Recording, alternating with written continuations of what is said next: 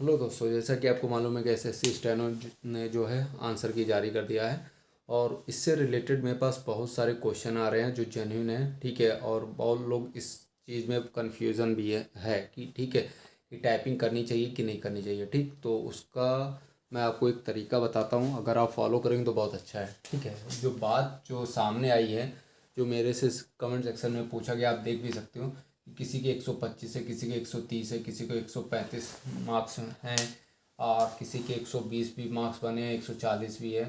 तो उनके दिमाग में ये चल रहा है कि क्या मुझे प्रैक्टिस करनी चाहिए कि नहीं। ठीक है, क्या मेरा होगा कि नहीं। ठीक, तो पहली बात ये श्योर कर लें कि क्या वो सीजीएल की तैयारी कर रहे थे। तो अगर सीजीएल की तैयारी कर रहे हैं और ये एग्ज़ाम सिर्फ इसलिए दे दिया है कि चलो देख लिया जाएगा, तैयारी हमारी है और सिर्फ प्रैक्टिस के लिए दे दिया है। ठीक है, तो ऐसे लोग के लिए तो ठीक अच्छी बात है। अब जो लोगों ने जिनकी सीजल की तैयारी बहुत ज़्यादा अच्छी नहीं है, अच्छी इन द सेंस का मतलब बहुत ज़्यादा प्रैक्टिस में नहीं है, या वो ये सोच रहे हैं कि उनकी मैथ आगे कहीं ना कहीं उनको दिक्कत कर रहेगी। ठीक है, आगे कहीं ना कहीं हमें समस्या होगी और स्टेनो स्किल के बेस पे हम आगे बढ़ सकते हैं। तो देखिए, प्लस पॉइंट देखिए, जो फर्स्ट टाइम बैठ रहे हैं, ठीक है, फर्स्ट टाइम जिन्होंने एग्ज़ाम दिया और जिनके स्कोर अच्छे बने हैं, ठीक, अब वो ये सोच रहे हैं कि अब तो मेरे पास समय है नहीं और मैंने सीखा भी नहीं है और फरवरी में एग्ज़ाम, फरवरी में स्किल है। ठीक है, तो अब उनको यही है कि क्या करें क्या ना करें। तो पहली बात तो ये, अगर आज आपने गड्ढा नहीं खोदा तो हो सकता हो अगले साल भी यही समस्या होगी। ठीक है, अगर आज आपने तैयारी नहीं करी, ठीक है, तैयारी करने का मतलब आज आपने इंस्टीट्यूट नहीं ज्वाइन करे स्टेनो की, तो अगले साल भी ये सेम चीज़ें होगी ही होगी। ठीक, और सेम अगले साल भी, फिर उसके बाद नेक्स्ट ईयर भी यही प्रॉब्लम होगी कि क्या मुझे करना चाहिए कि नहीं करना चाहिए। ठीक है, तो अगर आपके मार्क्स अच्छे हैं और आप ये सोच रहे हैं कि हम सीजीएल में परफॉर्म नहीं कर पाएंगे, ठीक है, सीजीएल की तैयारी मेरी बहुत अच्छी नहीं है, या आगे मुझे इंग्लिश में या उसमें समस्याएं आएंगी मैथ में। ठीक है, तो सबसे बेस्ट तरीका क्या है कि आप स्टेनो में आके अपना पूरा एफर्ट लगाए। स्टेनो इसका एग्ज़ाम जो है, मतलब जो पेपर होता है इतना इजी नहीं है। ठीक है, इसका जो रिटन एग्ज़ाम होता है, ठीक, ऑब्जेक्टिव ऑप्शनल वाला, इतना इजी नहीं है, लेकिन अगर आप चाहेंगे तो सही से तैयारी करेंगे तो ये आप मान लीजिए कि क्लियर कर लेंगे। ठीक है, बचा स्किल का, तो स्किल 2 महीने में तो नहीं आने वाली है, ये झूठ नहीं बोलने वाला हूँ। ठीक है, इस बार इस मामले में कि आपको ये बोल दूँ कि नहीं 2 महीना है आप तैयारी में लग जाओ हो जाएगा। ठीक है, बिल्कुल नहीं लगिएगा। अगर आपका सीजीएल सही से तैयार है या सीजीएल की तैयारी कर रहे हैं तो बिल्कुल आप इधर नहीं मॉडिफाई होइएगा।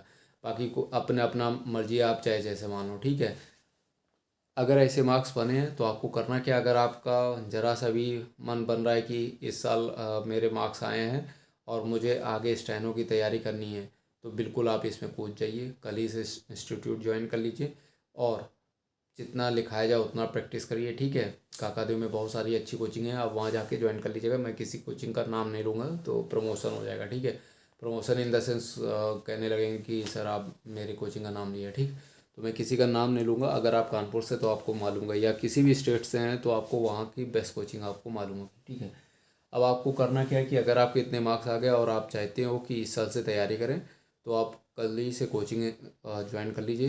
डेफिनेटली ये मानिए कि कुछ तो आपको समझ में आएगा ना इस साल की, वहाँ पे जाके क्या माहौल है। ठीक है, टाइपिंग का क्या माहौल होता है, क्या कैसे डिक्टेशन बोली जाती है, किस तरीके से लड़के टाइप करते हैं, किस तरीके से लिखा जाता है। कम से कम ये तो इस साल क्लियर होगा ना।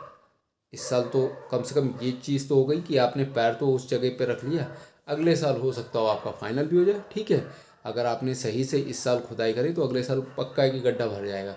लेकिन अगर आप सोचे कि चलो ये मज़े मज़े में दे दिया था अब अगले साल देखा जाएगा, तो ये आप मान लीजिए अगले साल भी ऐसे ही होने वाला है।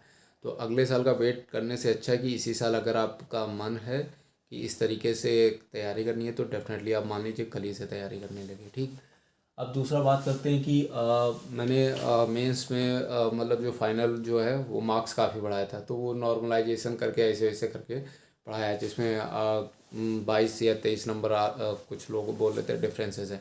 ठीक है, तो मैंने प्री की मेरिट कम करी है, मेंस की ज़्यादा कर दी है। ठीक, तो वो क्या है कि अप एंड डाउन है, वो कोई श्योर नहीं होता, रफली एक मैंने बताया था।